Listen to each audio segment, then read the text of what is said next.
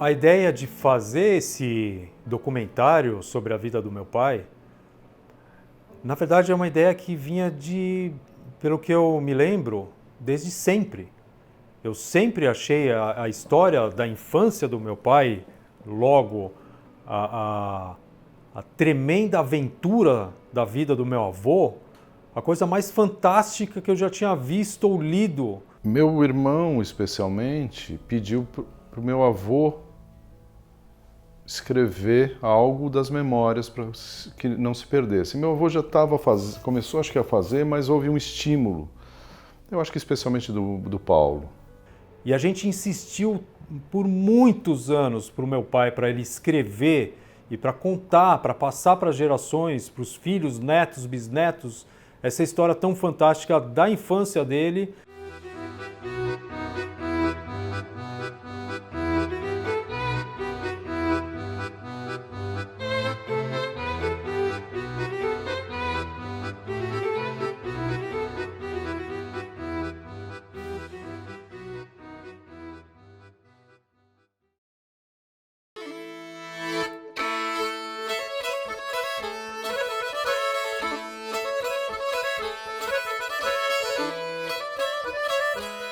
Eu queria contar lá atrás de alguns antepassados nossos, né? Que começando pelo Jerzy e Henrietta Sommermann, que eram os meus bisavós. O Jerzy nasceu na Polônia em 1868 e casou com a Henrietta. E em 1907 eles tiveram um filho, entre outros, né, que era o meu avô, o Heinzel Sommermann. E aqui no Brasil ele foi chamado de Henrique, né, porque Heinzel é uma palavra meio complicada. E para todo mundo que conhece ele era o Dziadzio, que é avô em polonês, e todo mundo chamava ele de Dziadzio. Os meus amigos, mesmo os amigos do meu pai, ele era o Dziadzio. Então, e o Dziadzio tem uma história de vida incrível, né? É a história mais incrível de uma pessoa que eu conheço. Então, voltando um pouco, em 1907, o Dziadzio nasceu, meu avô nasceu na Polônia, em Chortkov, na Polônia. E logo cedo, aos 7 anos, estourou a Primeira Guerra Mundial e ele, com a família, né, obviamente os pais, levaram a família toda para morar em Viena, né? E passaram a guerra em Viena e depois voltaram para Chortkov, onde o Dziadzio cresceu, entrou na medicina, na faculdade de medicina, que não era um negócio simples, era um negócio bastante complexo, porque existiam cotas, ou seja, só poderia um judeu por ano na faculdade de medicina, e ele foi esse um. Então era muito difícil de entrar numa faculdade de medicina e tal. E aí sim eu lembro que ele me falava que na faculdade ele tinha que andar com uma espécie de um chicote, porque evidentemente não poderia andar com uma faca, não poderia, muito menos revólver ou arma de fogo, então ele andava com um pedaço de couro, como se fosse um chicote, para se defender dos antissemitas. E depois ele se casou em Chortkov, na Polônia, hoje é Ucrânia, né? Chortkiv, na Ucrânia, e em 1934 nasceu o meu pai, o Ricardo. Eu nasci na Polônia, numa cidade chamada Rokitno, né?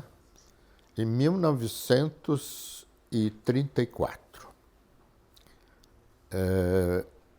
Meu pai era médico, saímos da Polônia em 1939 e fomos para Kiev. Quer dizer, só eu e a minha mãe, porque o meu pai, como era médico, ele foi mobilizado pelo exército russo e não poderia sair de lá. Acabamos de colocar as malas fora do trem, soaram as sirenes de alerta de bombardeio.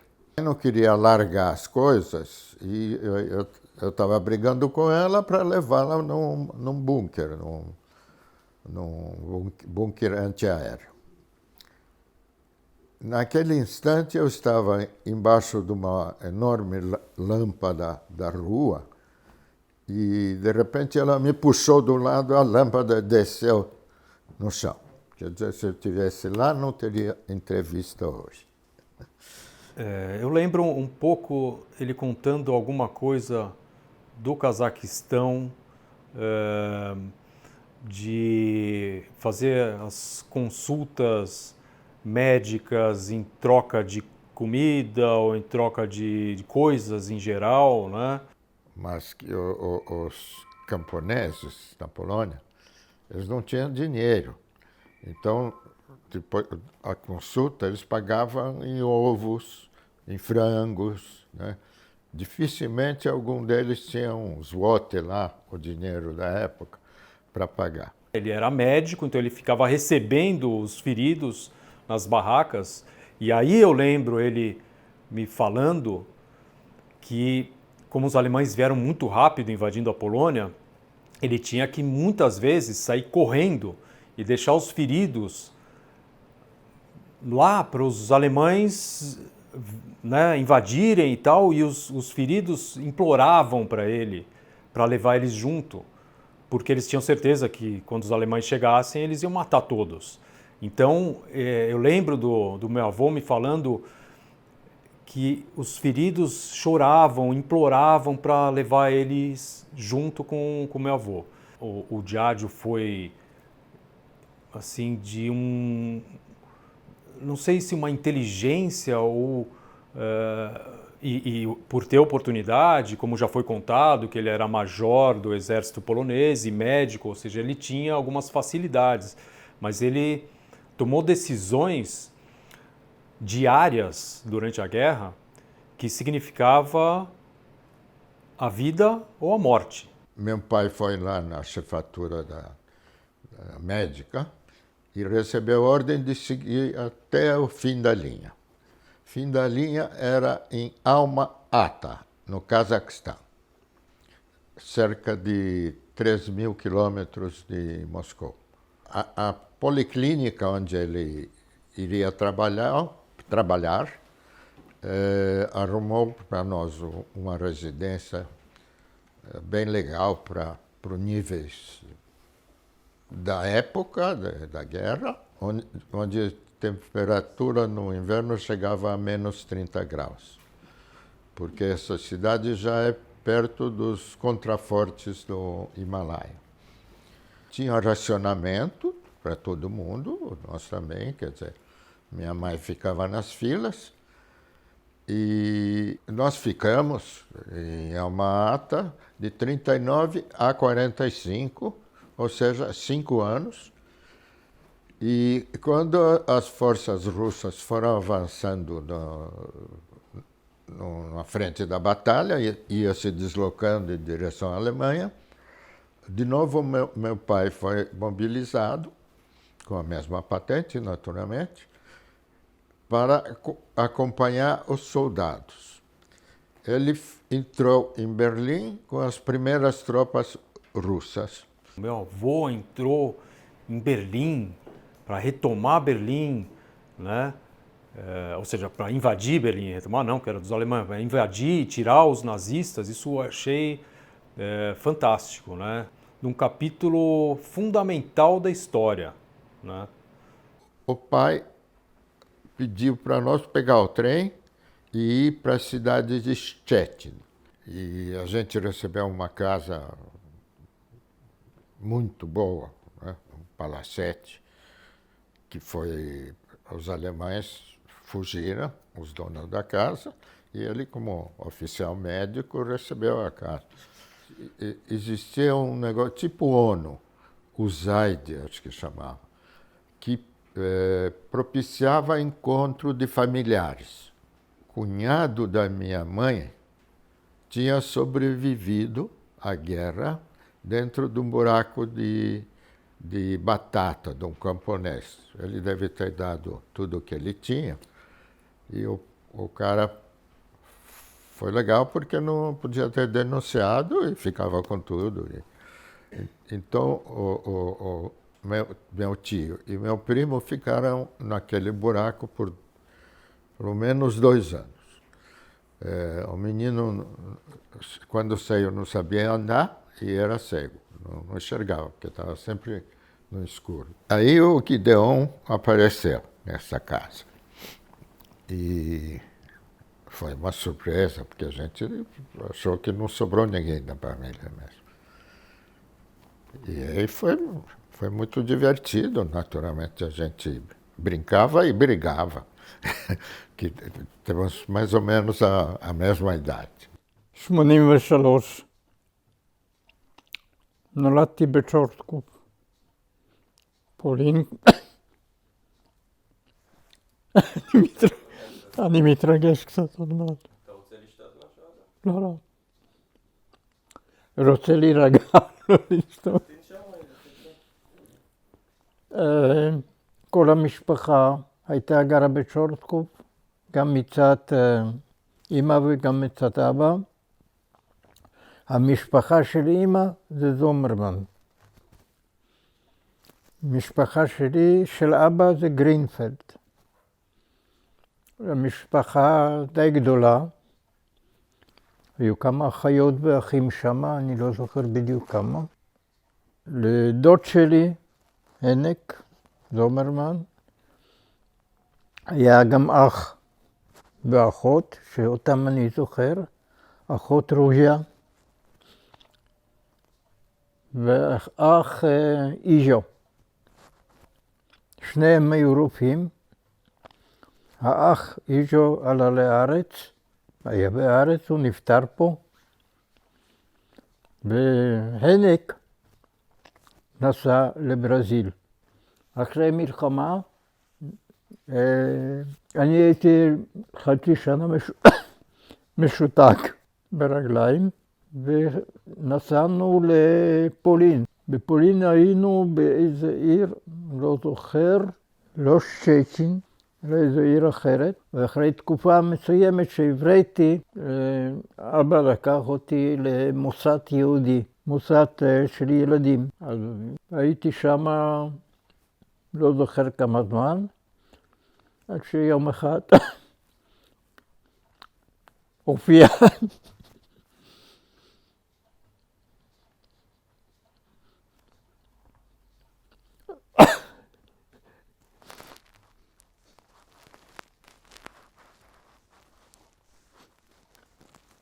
קראו לי למשרד שאני אבוא, שם במוסד.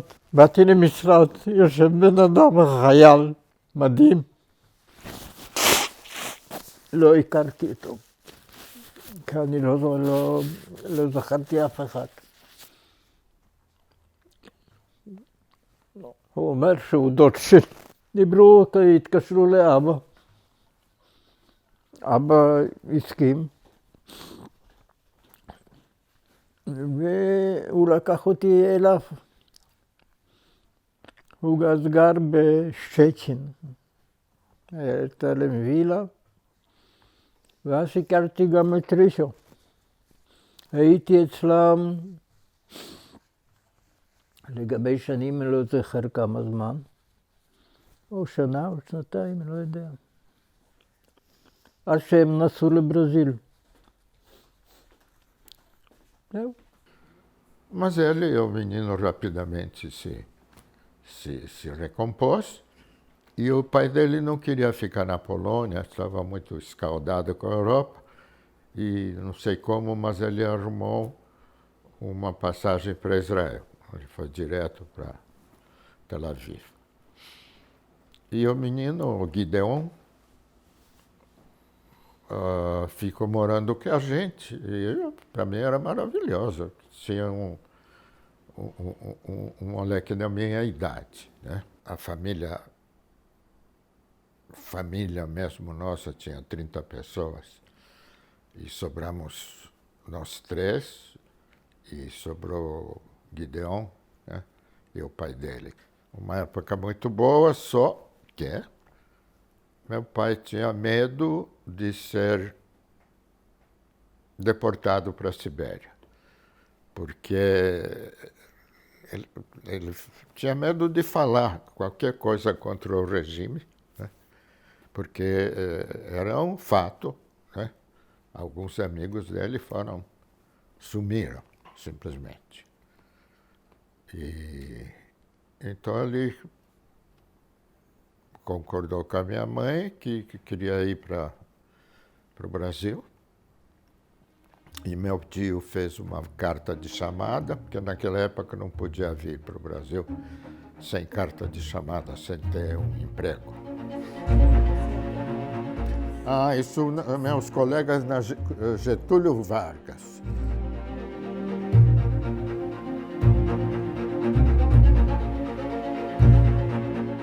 Meu avô veio pelo chamado desse primo, né,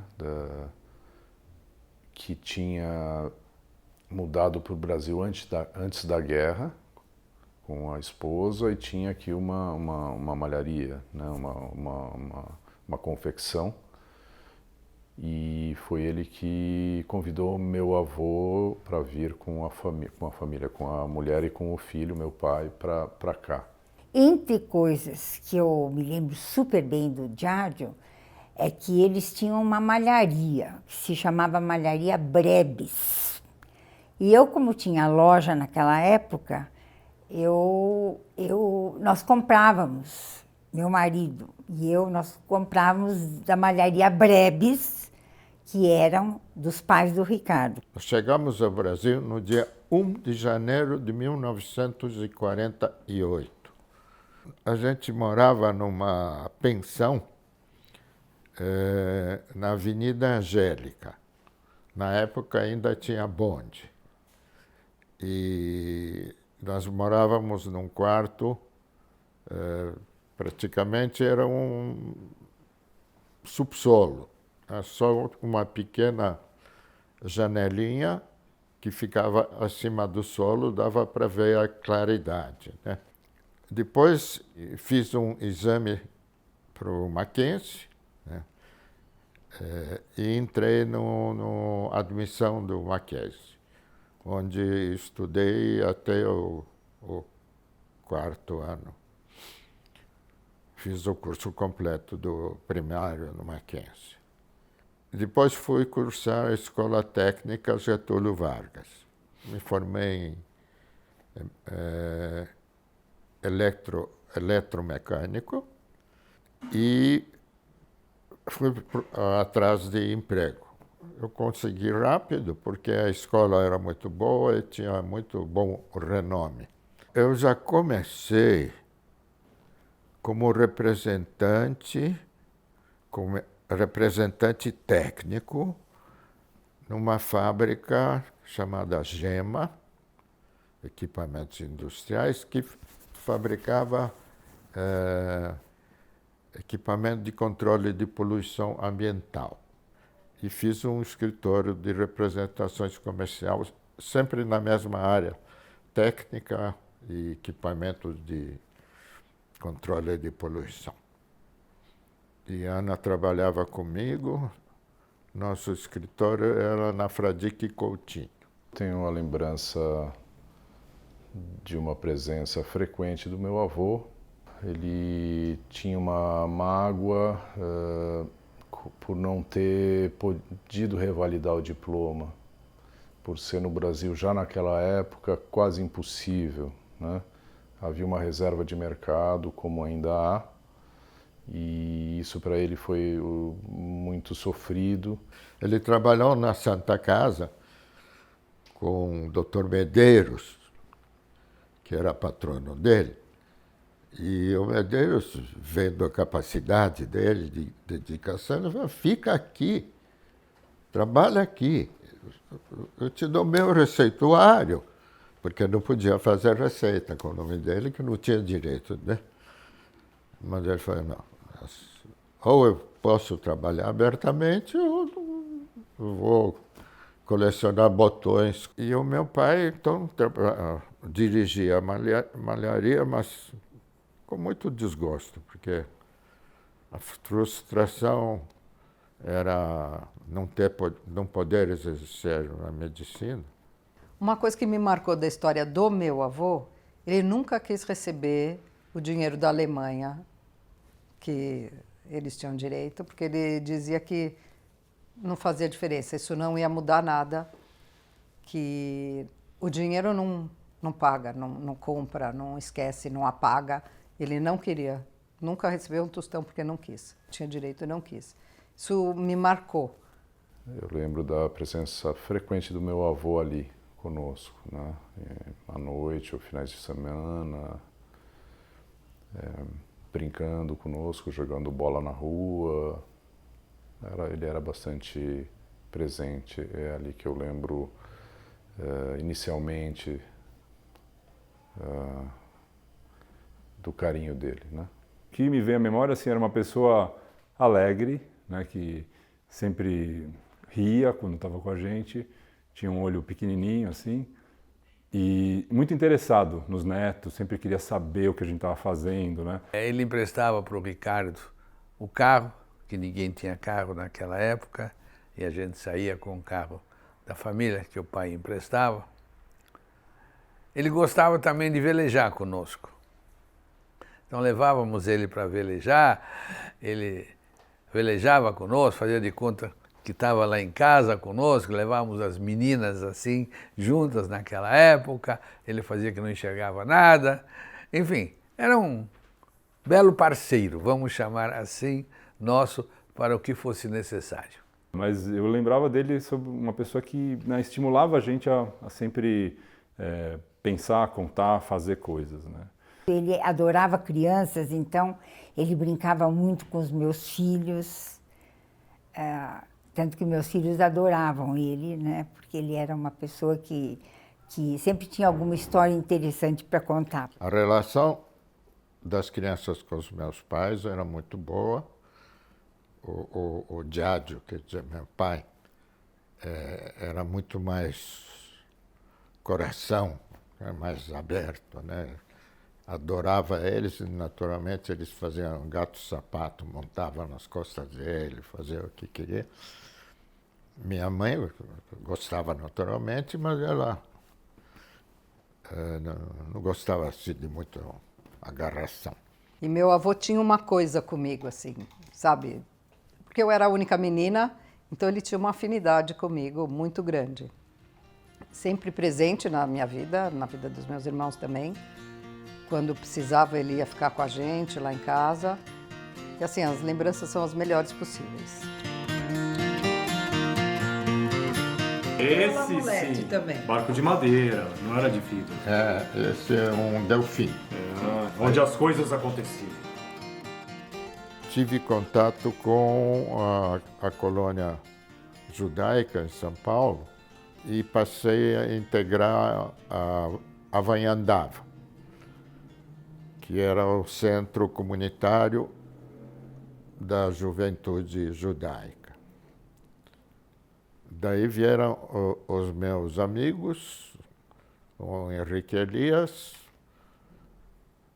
e, posteriormente, o Werner Adler, que são meus amigos até hoje. Eu conheci na Avanhandava quando era na Rua Augusta. Ele apareceu lá, eu também ia lá, e a gente se conheceu, conversou e ficou amigo, assim. E aí conheci eles. Na verdade, a partir de setembro de 58, nos aproximamos, mas não era o caso nem de se apresentar. O Profeta era monitor, o Ricardo era monitor, e a gente brincava na sinagoga e levava a bronca deles. Quando a gente se tornou mais perto das duas idades, é que nos tornamos hiper amigos. Comecei a frequentar a CIP. E aí nós tínhamos aquele azul e branco, onde tínhamos festinhas, onde as pessoas se encontravam. E aí então eu tive o prazer de encontrar o Ricardo e o Profeta. E foi lá que foi o nosso conhecimento.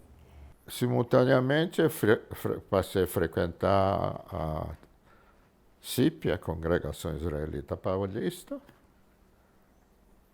onde eu, depois de escoteiro, passei para pioneiros e ampliei também as amizades. Mas a amizade mesmo de coração era o Elias, profeta, e o Werner Adler.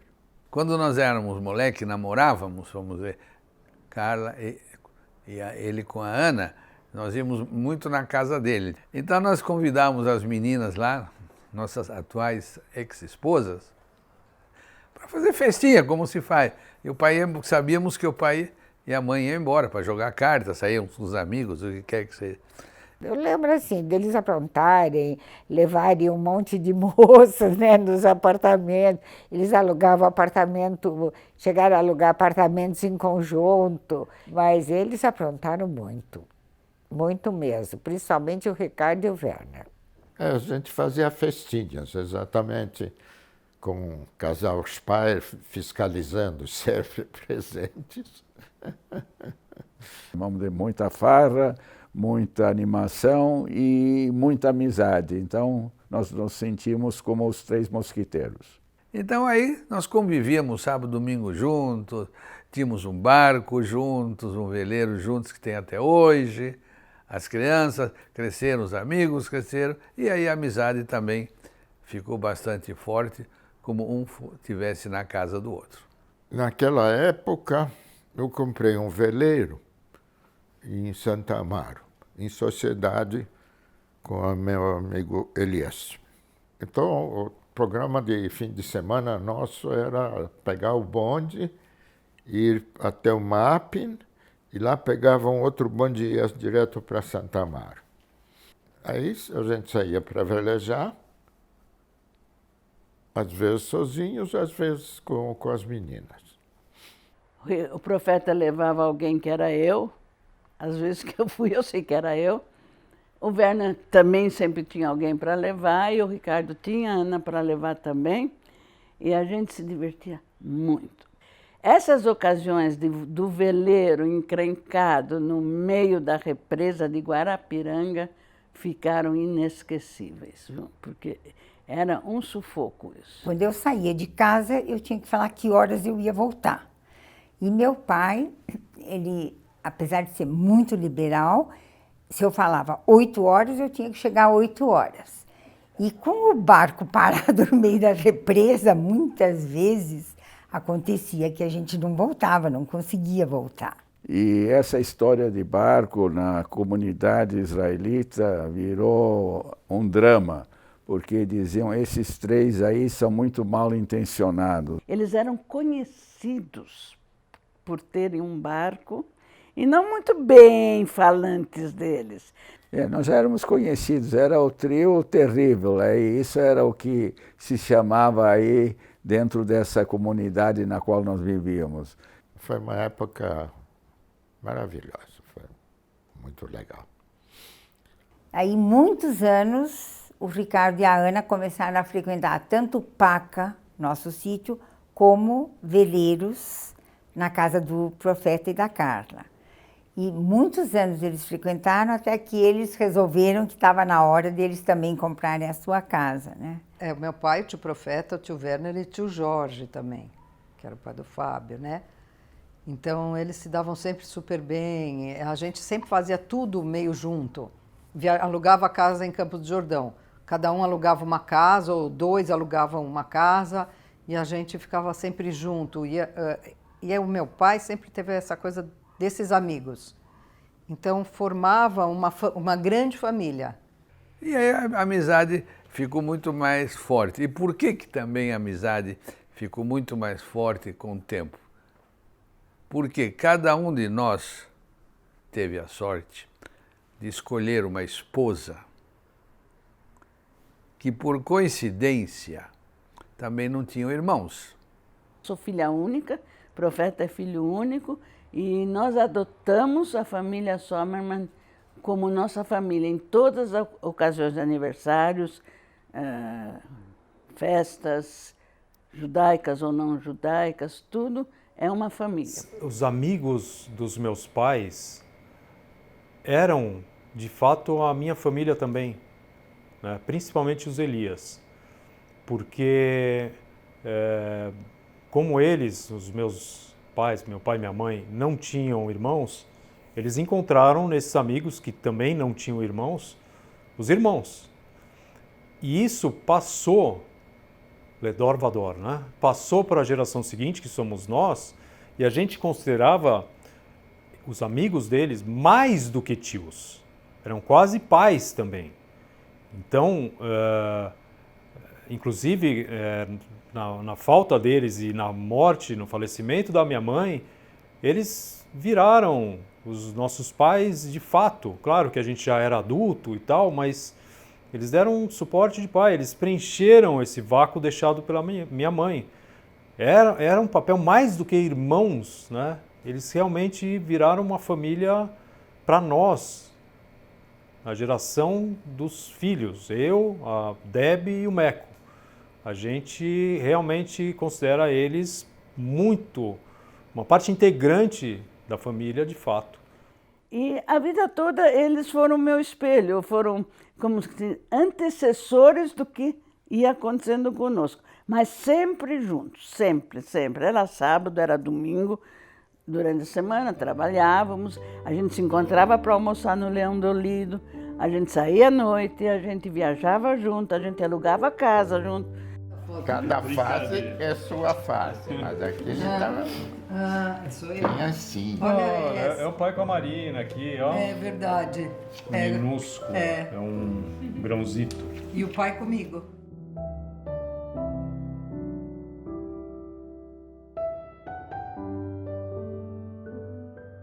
Que ele não tem lembranças ruins. Que as lembranças que ele tem, não sei como que ele elaborou isso, mas foram totalmente... Ele não ficou traumatizado. Meu pai não é traumatizado de guerra, não tem nada disso. Ele lidou super bem com as coisas que aconteceram. Que ele morou lá na Sibéria e que tinha... Ele contava histórias, mas de uma forma sem nenhum drama, sabe? Era uma coisa leve. Sempre foi leve, nunca foi uma coisa pesada. O que eu acho maravilhoso é essa amizade que eu posso dizer de boca cheia que é uma amizade que tem 65 anos. Então, isso é uma coisa assim que a gente não tem dinheiro no mundo que pague um sentimento desse jeito. E eu tenho a impressão que com o Ricardo, apesar da minha amiga Ana não estar mais aqui, mas com o Ricardo eu tenho esse sentimento de amizade. Isso perdura até hoje, que isso, com os altos e baixos da vida, mas não acaba, isso é verdadeiro, né? E era uma turma muito interessante também, porque é muito difícil você ter um grupo tão unido por tanto tempo, e é o caso deles. Até hoje, com 84 anos, ele tem esses amigos que ele conheceu há 65 anos, sei lá quantos anos, há muito tempo atrás. E eles estão juntos, ainda saem juntos nessa idade, né? O que já é bastante raro, né? Sempre um cara muito equilibrado, muito justo, aventureiro, uma coisa de... Ele sempre... levava a gente, quando a gente viajava, levava a gente para qualquer lugar no meio do mato, punha a gente na água gelada em Campos do Jordão. Era uma coisa muito boa sempre, a convivência com ele. Mas a coisa assim, da criação, era mais a cargo da minha mãe, né? Meu pai sempre apoiou, mas quem decidia, que eu me lembro, era a minha mãe. E ele estava sempre do lado dela. Mas, na verdade, quem era o empolgado por viagens foi o Ricardo sempre. Então, quando tinha uma oportunidade qualquer, ele sempre escolhia e sempre ia, que gostava de conhecer lugares novos. Ele era um cara que gostava muito da natureza, né? e ele tinha um senso de orientação, uma orientação espacial fantástica. Eu, o meu irmão, o Meco, o Fábio, o Dani Gottschalk, e mesmo com o Ari e com a turma, a gente entrava pelo mato liderado pelo meu pai. E a gente praticamente se perdia no meio do mato, lá da paca voadora, lá de Biúna e tal, e ninguém da molecada tinha ideia onde a gente estava. E ele sempre indicava, não, acho que é por aqui, vamos por ali, vamos por aqui, à direita, à esquerda, não sei o quê, nem tinha trilha, às vezes a gente abria a picada, né, e tal, e ele sabia, não, aqui vai dar no lago de cima. E a gente chegava no lago de cima. E aí alguns conhecidos compraram terrenos lá, né, mas Veleiros não tinha nada, era só mato. E eu lembro de uma vez que a gente foi para lá, acho que na década de 70 mais ou menos, né, acampar na beira da represa com o tio Ricardo e fazer tudo, né? Tipo, barraca e comida e exploração e ver os lugares e tal. Então também sempre tinha esse lado, né, do tio Ricardo de ligação com a natureza, que acho que também era um pouco, talvez, o reflexo do que ele viu do pai, né? Era sempre o primeiro a levar a gente para querer entrar no mato, fazer coisas, né? E aí ele, já naquela época, ele queria cobrir a cabeça, muitas vezes ele botava lá o tal do lencinho amarrado na cabeça, né? E aí depois, mais velho na vida, esse lencinho só mudou de lugar, né? Antes era na natureza, depois ficou nas festas, né? A gente ia para as festas e ele, quando já estava um pouco mais alegre, botava o lenço e saía dançando. Esse espírito aventureiro, né, ou mais de explorador que eu tenho também, eu acho que teve influência dessas experiências que a gente teve lá atrás, né? Então acho que dessas experiências a gente, eu acho que me construiu um pouco esse olhar também para o resto da vida. Meu pai sempre me apoiou, então foi um pai muito presente, e mesmo quando eu estava em busca da iluminação espiritual, o que há 30 anos atrás, 35 anos atrás era algo numa cultura brasileira, ocidental em geral, mas brasileira em especial, algo totalmente desconhecido, né? Meu pai, ele foi presente, mesmo não compreendendo nada, ele me apoiou, mas a presença dele carinhosa e o apoio, o estímulo dele, a confiança de que eu iria encontrar aquilo que eu buscava, foi marcante, e eu pude dizer para o meu pai, agora não se preocupe mais. Agora eu cuido de vocês desse lugar, né? Podem ficar tranquilos que eu já tenho a paz interior que eu busquei encontrar, né? Sempre, não só comigo, mas com meu irmão, o Meco, quando teve as crises, meu pai ficava lá sentado com ele no quarto, do lado dele. Não precisava falar, não precisava fazer nada. Precisava saber que ele tinha alguém. Isso foi não sei, comigo, com o Meco, com o Paulo, com certeza. Um pai muito, muito presente, que passou também essa boa ética profissional, essa índole também boa, esse bom humor para nós, né? Essa maneira leve de lidar com a vida. Sempre foi disponível. Qualquer coisa que eu precisava, que eu peço, ele faz. Qualquer coisa. Ele sempre fez. Até hoje. Essa é uma tia prima da minha mãe, que era muito... Elas eram coladas, se davam super bem, né?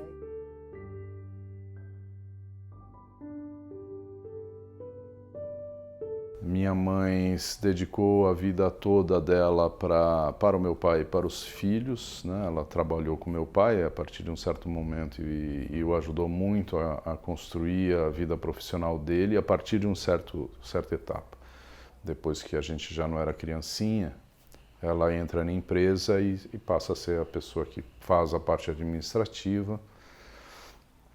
E então a minha mãe deixou para nós uma das qualidades que ela deixou foi A unidade da família foi um tesouro, porque nós mantivemos uma relação muito próxima a vida toda, eu e meus irmãos. Isso, em parte significativa, é mérito dela. Bom, ela dedicou muito amor a meu pai e a criação dos filhos, né? O falecimento, a morte da minha mãe, fez com que os 4 se juntassem de um modo que nunca tinha acontecido. A gente vivia juntos, os 4, por um bom tempo.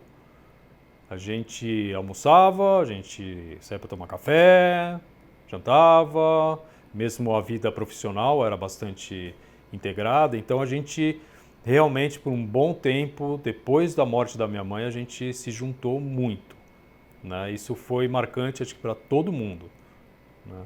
Ou seja, por paradoxal que seja, a ausência dela uniu a gente de um jeito como nunca.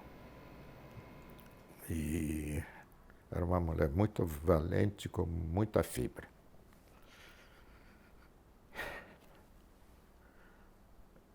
O falecimento dela foi muito traumático para mim, para os filhos, para o Paulo.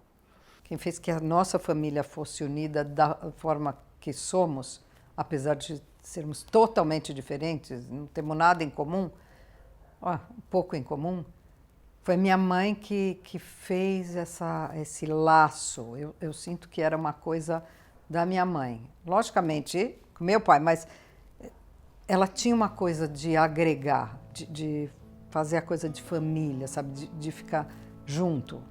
Depois que minha mãe morreu, a gente se uniu mais do que a gente era antes.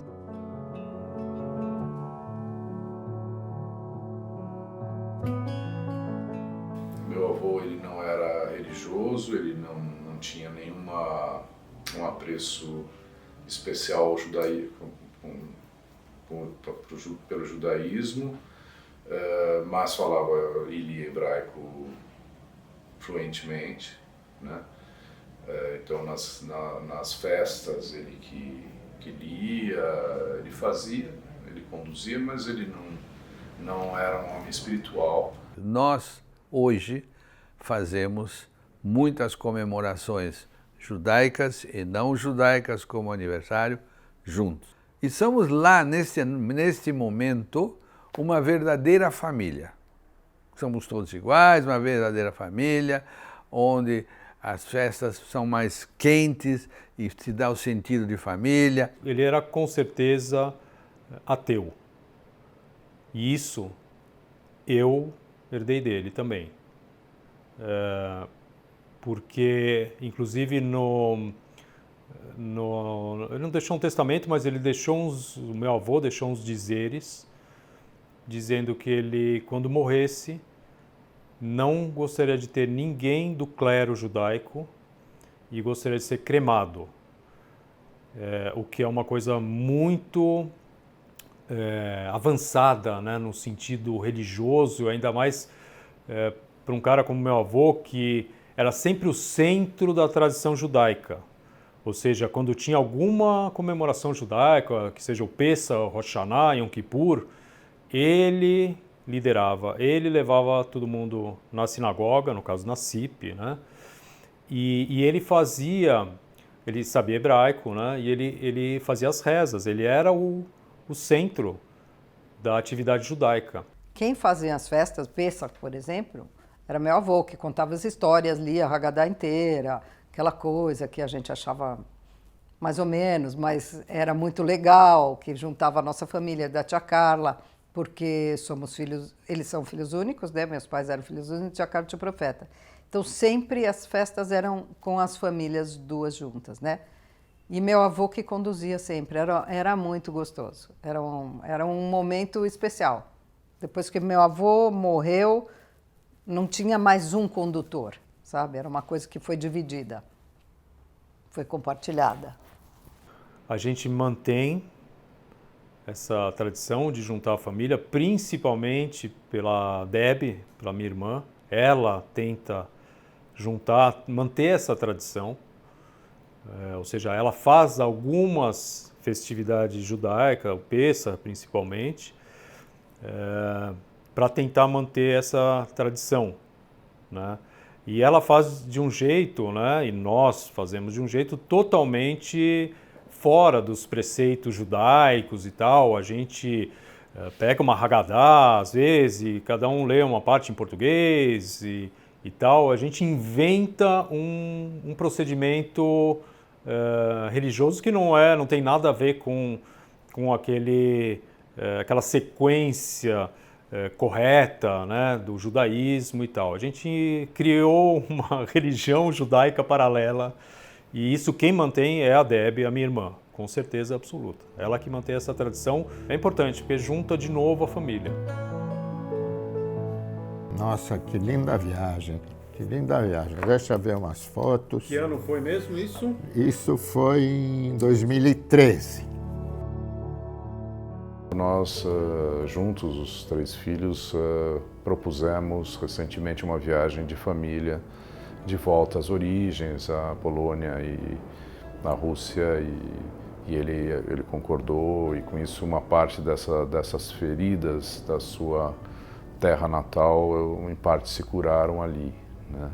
Ele ficou muito empolgado com essa ideia, tanto é que começou a ter aula de polonês, né, para dar uma reforçada e tal.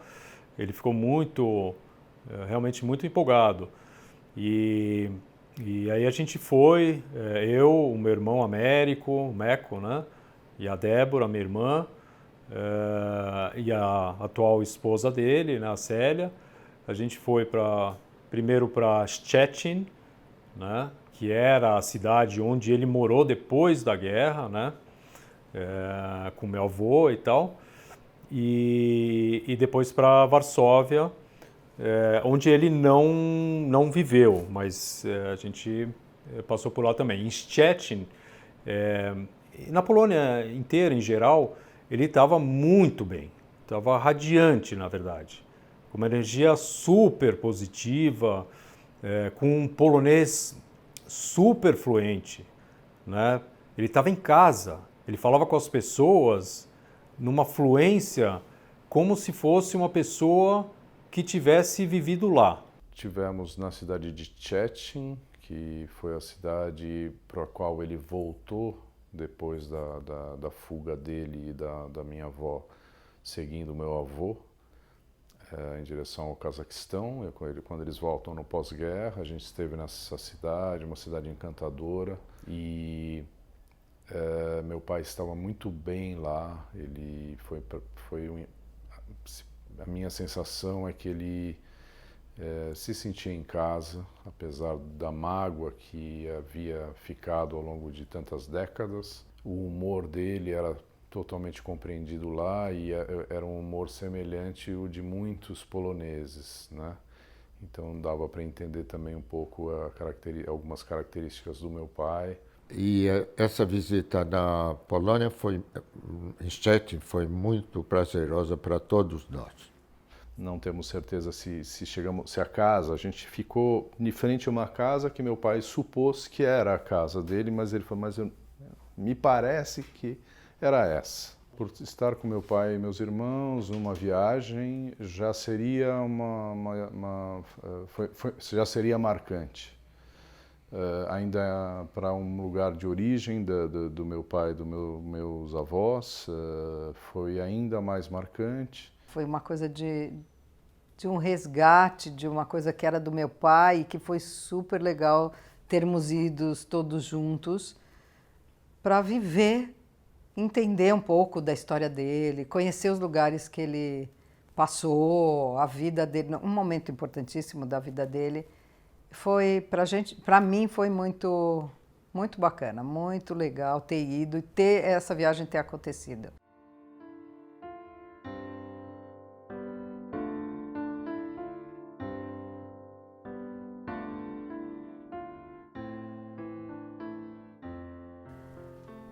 Foi uma vida muito maravilhosa que eu tive. Eu sou grata do fundo do meu coração pelos pais que eu tive. Acho que já não poderia ser nunca melhor do que foi. Foi uma coisa que eu queria que todos tivessem. Espero Espero que as pessoas tenham isso, porque isso é fundamental na vida. Meu pai, ele foi presente, mesmo não compreendendo nada, ele me apoiou e era a pessoa que vinha conversar comigo, mesmo não podendo me dar nenhuma referência própria, né? Mas a presença dele carinhosa e o apoio, o estímulo dele, a confiança de que eu iria encontrar aquilo que eu buscava, foi marcante. Meu pai sempre foi um cara super otimista, super equilibrado, né? Ou seja, um modelo, né? Até parece um pouco piegas, mas ele é o meu herói. Meu pai é realmente o meu guia pelo otimismo, pelo equilíbrio, balanço. Ele é um cara fantástico, é o meu ídolo e sempre vai ser.